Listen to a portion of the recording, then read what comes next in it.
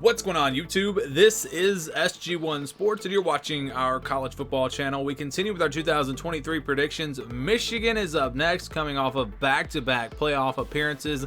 Is this a year that they finally get to the playoff and win a game, or possibly even more than that? Could they possibly win a national championship? Well, we're going to look at the regular season here, and these are some of the other predictions, and I was really surprised by these numbers. So the FPI has Michigan at 10-0 and 2.1. That includes a potential Big Ten championship game, which they're only giving them about a 17% chance, I believe, to make it to the Big Ten championship. The FPI favors Ohio State by a wide margin. Penn State's number was in single digits. And so, yeah, the FBI really thinks Ohio State's going to win the East, not Michigan. Now, this is a Michigan team that has won the East the last 2 years. They get Ohio State at home this year. They have more returning production than Ohio State this year. And so that really just is surprising to me. Athlon has them at 11-1. They don't list the individual games, but you can kind of figure out based off of the standings and the other predictions. They've got them beating Ohio State, but losing to Penn State, which is very possible. They do get Ohio State at home. They play Penn State on the road. And then the over-under, another place where I was surprised, Michigan at 10.5, 10.5 wins. I disagree with that number. I mean, who's going to beat them outside of Penn State and Ohio State? And if they split those games, that's 11-1. It seems like easy money going with the over there. I would have thought the number would have been at 11. Now, I understand not putting it at 11.5 with two really tough games, but that number should be at 11. I have no idea why it's at 10.5. Again, this Michigan team, you look at the roster, they didn't lose a whole lot, really, from last year. They've added some guys in the transfer portal. This is probably going to be the best offensive line in the country. You've got the best running back duo in the country. J.J. McCarthy is back, a really solid quarterback who I think is still maybe hasn't reached his potential just yet, but maybe this is the year that he does that. Wide receiver position, maybe it's not great, but it's still solid. And then you look at the defensive side, they're pretty solid in all three areas. So this is going to be a really good Michigan team. They should be, in my opinion, the favorites to win the East. And you look at the schedule here, they start with East Carolina, UNLV, and Bowling Green. They should roll in all three of those games. Just don't see any way they lose any of those games. So getting off to a 3-0 start seems like pretty much a guarantee. Then they play Rutgers on September 23rd. I don't expect much of a fight from Rutgers. Maybe it was a couple of years ago when Rutgers came out and was surprisingly competitive for a half or whatever it was. I can't remember that game now. But at home at Michigan, Rutgers is not going to be very good this year. This one should be another blowout. I think they start off 4-0. All right, they're going to play Nebraska and Minnesota next. Back-to-back road games, which is interesting. Nebraska here on September 30th. Tough place to play. We'll see where this Nebraska team, this program is at this point. Do they get off to a hot start? Do they beat Colorado? Are they going to come in with some confidence? Is that crowd's going to show up? I mean, even when Nebraska's been bad, the crowd has always been really good there. And so this will be a tough environment to play in. I just don't think Nebraska's going to have the guys to go up against Michigan. I think Michigan's just more talented. Again, don't know for sure what to expect from Nebraska under Matt Rule. Does Jeff Sims potentially become a superstar? We'll see. But I think Michigan maybe it's not a blowout. Nebraska competitive at home, but I think Michigan at least win by a couple of touchdowns and get to 5-0. After that, Minnesota on October the 7th, another road game. Back-to-back road games again here. And Minnesota's going to be a solid team. Now, you know what you're going to get from PJ Flex teams. They're going to be competitive. I don't see this being a blowout, but again, Michigan should just be the better team. And you look at two teams that are both going to want to run the football. Which team can stop the other team? I think Michigan has a much better chance of stopping Minnesota than Minnesota does of stopping Michigan. And so I'm going to go with the Wolverines.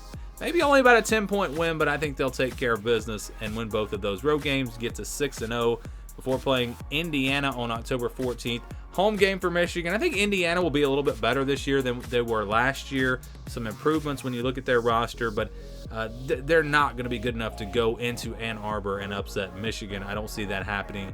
Should be a pretty easy win for Michigan, and that's going to get them to 7-0. Next, you've got a rivalry game against Michigan State on October 21st. couple years ago, Michigan State won this game. It felt like Michigan was the better team, like they should have won that game, but that's not always the way it goes, and maybe we see that again. Maybe Michigan State pulls off another shocker.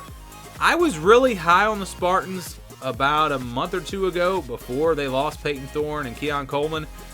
I really felt like they had some pieces coming back and could surprise this year, but now without a proven quarterback, I just don't expect them to be very good. I think Michigan, in a rivalry, they go out motivated and they take care of business. They quiet the crowd early, put the hammer down, win this one easily. So I've got them at 8-0 now. Then they'll play Purdue on November the 4th at home. Of course, you go back to the Big Ten championship game, the last time these two teams met. Purdue is a team that it's kind of tough to figure out. I don't really expect a lot from them. I think it's going to be kind of a rebuild. And again, playing at Michigan, hard to see the Wolverines losing this game. I think they take care of business. They get to 9-0. So at this point, getting into this final stretch, which is the toughest stretch of the schedule, I don't think they're really challenged at all. I think Nebraska and Minnesota on the road could be somewhat competitive, but I think for the most part, they're going to roll.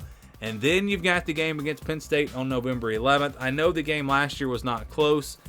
I think it'll be different this year. I think this Penn State team will be ready, playing at home. If you look at the talent on these two rosters, I think Penn State matches up pretty well with Michigan. And this is one that I could really see going either way. But I just like the veteran presence of this Michigan team. A lot of older guys, a lot of experience. I think they're able to withstand an early wave from Penn State. Maybe they get down, but they come back, they fight back. It's a close one-score game, but I'm going to say Michigan beats Penn State, and that gets them to 10-0. After that, they play Maryland on the 18th. Tough. I mean, right in between Penn State and Ohio State, you got to go on the road. This is a tricky game. I think Maryland will be very competitive in this game. I think it's one that's definitely close. I think Michigan, it's kind of similar to Illinois last year. Remember, Michigan struggled against Illinois, barely won that game. I could see the same thing happening here. But at the end of the day, I think they get the win. The run game, too much for Michigan, and they move on to 11-0. And then finally, you've got Ohio State. So, the last 2 years, Michigan has gone into this game as a fairly big underdog. I don't think, a couple of years ago, they were playing at home. You thought maybe they had a chance. Last year, I think most people expected Ohio State playing at home to win. And now you get Michigan at home. They've won 2 years in a row. I think they're probably going to be the favorites in this game when we roll around to this final weekend of the college football season. So I do think they'll be favored in this game, and you wonder about the mentality of this team playing as the favorite instead of the underdog. Will they come in and play like they've played the last couple of years, or will Ohio State kind of take the fight to them like they did against Georgia last year? And I really don't know what to expect. I think Michigan, you first look at it and say, yeah, Michigan should win this game. They're playing at home. Again, look at the last couple of years. Ohio State's got a new quarterback.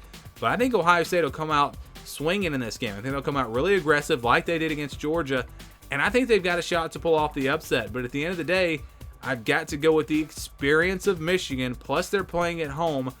I've got the Wolverines getting this win. I think Michigan finishes the regular season at 12-0. So it's enough to get them to the Big Ten championship game. And then, win or lose, probably into the college football playoffs. So I think it's going to be another really good year for Michigan. If they lose a game, I think, obviously it's going to be Penn State or Ohio State, but I do not see them losing more than one. It's 11-1 or 12-0 for me. That's my prediction. What is your prediction for Michigan? Let me know down in the comments below.